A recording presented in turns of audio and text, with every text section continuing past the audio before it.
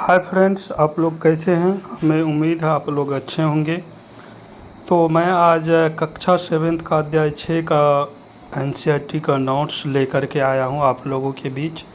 सबसे पहले आप लोग मेरे बात पर ध्यान देंगे, क्योंकि मैं जो ये क्लास बाय क्लास और चैप्टर बाय चैप्टर करवा रहा हूं, ताकि थोड़ा थोड़ा आप लोग याद भी करते चाहिए और इसको अच्छे तरीके से नोट्स करते जाइए।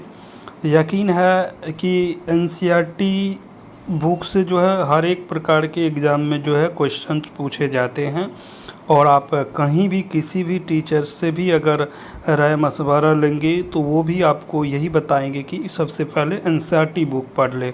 और हमने क्या किया है, तो प्रत्येक क्लास के एनसीईआरटी को मैंने खुद से पढ़ा और उस वीडियो को मैंने यहाँ बनाया, लिखा हूँ नोट को अपने हाथ से, खुद हैंड राइटिंग नोट। तो मैं इस वीडियो को बना रहा हूँ, आप लोग इसको अच्छे से देखिए और इसका लाभ उठाइए। और इसी तरह मैं प्रत्येक दिन जो हूँ आप लोग को क्लास 6 से लेकर के 10 तक साइंस का एनसीईआरटी नोट्स करवा दूंगा। इसके बाद मैं मैथ्स का वीडियो लेकर के आऊँगा। तो आप लोग अच्छे से इसको देखिए और इसको नोट्स करते जाइए। और आप लोग को हमें उम्मीद है कि बहुत सारे एग्ज़ाम में ये पूछे जाएंगे। अगर आपको विश्वास नहीं होता तो आप प्रीवियस ईयर निकाल के देख लीजिए। कई सारे क्वेश्चंस अभी तक में जो हम वीडियो बताए हैं उसी में से होगा। तो चलिए, आज का चैप्टर हम कक्षा 7th का अध्याय 6 जीवों में श्वसन को लेकर के आए हैं, और इसको ध्यान से सुनिए। जब ग्लूकोज का विखंडन ऑक्सीजन के उपयोग द्वारा होता है तो यह वायवीय श्वसन कहलाता है। एक्चुअली ये वायवीय श्वसन के बारे में बताया गया है कि यहाँ आप देख सकते हैं कि जब ग्लूकोज का जो विखंडन ऑक्सीजन के उपयोग द्वारा होता है, जब ऑक्सीजन का उपयोग के द्वारा होता है तो उसी को हम लोग क्या कहते हैं, वायवीय श्वसन कहते हैं। जब ऑक्सीजन की अनुपस्थिति में ग्लूकोज का विखंडन होता है तो उसे अवायवीय श्वसन कहते हैं। यहाँ ध्यान देने वाला बात ये है कि यहाँ ऑक्सीजन के उपयोग कहने का मतलब उपस्थिति में, और यहाँ जब अनुपस्थिति में होगा तो अवायवीय श्वसन होगा। इसको आप लोग ध्यान से देखिएगा। यीस्ट जो है दोस्त, यीस्ट जैसे अनेक जीव, जैसे यीस्ट होता है इसी तरह अनेक जीव है जो जीव वायु की अनुपस्थिति में भी जीवित रह सकता है। जैसा कि अभी तक आप लोग पढ़े होंगे कि कोई भी अगर लिविंग थिंग्स है तो उसको वायु की ज़रूरत होती है, लेकिन यीस्ट एक ऐसा जीव है जो बिना वायु के भी जीवित रह सकते हैं। ऐसे जीव को अवायवीय श्वसन के द्वारा ऊर्जा प्राप्त होता है। अब समस्या यहाँ आती कि सर आप ये बोले कि बिना वायु का जीवित रह सकता है, तो इसका जो है ऊर्जा ये कहाँ से प्राप्त करता है, तो ये आप देख सकते हैं कि ये अवायवीय श्वसन के द्वारा क्या करता है, ऊर्जा को प्राप्त करता है। और इसको उसी अवायवीय श्वसन के द्वारा इसको क्या करता है, ऊर्जा मिलता है ईस्ट को, और तब ये जीवित रह पाता है। तो ये आप इसको नोट्स में लिखे हैं, ये बहुत इम्पोर्टेंट है। कई सारे एग्ज़ाम में ये पूछे जा सकते हैं कि ऐसा जीव का नाम बताइए जो वायु की अनुपस्थिति में जीवित रहते हैं। उसमें आपको दे देगा बहुत सारे, 4 ऑप्शन दे देंगे और पूछेंगे उसमें यीस्ट रहेगा तो आप लोग को यीस्ट को लगाना है। अब थोड़ा सा यीस्ट का जब यहाँ आ गया तो यीस्ट के बारे में हम थोड़ा सा और अधिक जानकारी यहाँ स्टार पॉइंट में हम नोट करके आप लोग को बता देते हैं। यीस्ट एक कोशिकीय जीव है, यानी यीस्ट के बारे में पूछेगा तो इसमें एक कोशिकीय जीव है।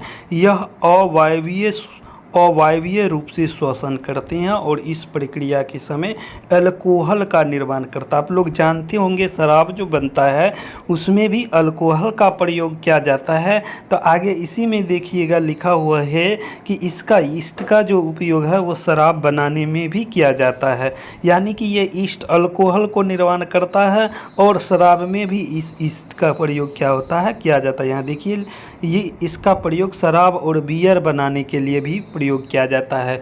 तो सामान्य सा क्वेश्चन बन सकता है कि शराब का प्रयोग करने के लिए किस जीव का यूज़ किया जाता है, तो यीस्ट का किया जाता है। या कई बार क्वेश्चन ये भी पूछ देगा कि शराब में क्या होता है, तो अल्कोहल होता है। अल्कोहल कौन सा जीव निर्मित करता है, तो यीस्ट जो है वो अल्कोहल को निर्माण करता है। अगला नोट में है लैक्टिक अम्ल का संचय पेशियों में ऐंठन उत्पन्न करता है।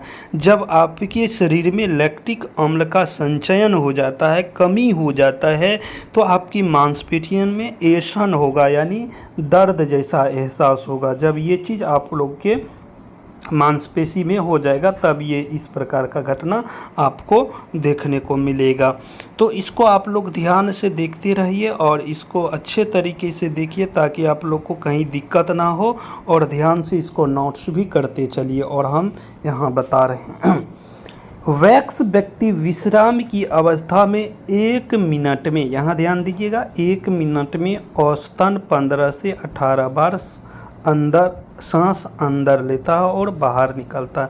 वैक्स व्यक्ति कहने का मतलब ये हुआ जो व्यक्ति शारीरिक रूप से स्वस्थ है, वो व्यक्ति औसतन ये 15 से 18 बार सांस जो है अंदर लेता है और बाहर निकलता है।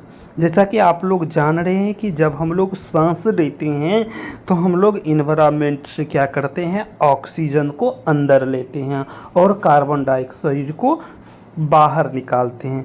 हम जो कार्बन डाइऑक्साइड बाहर निकालते हैं वही कार्बन डाइऑक्साइड क्या करता है, पौधा लेता है।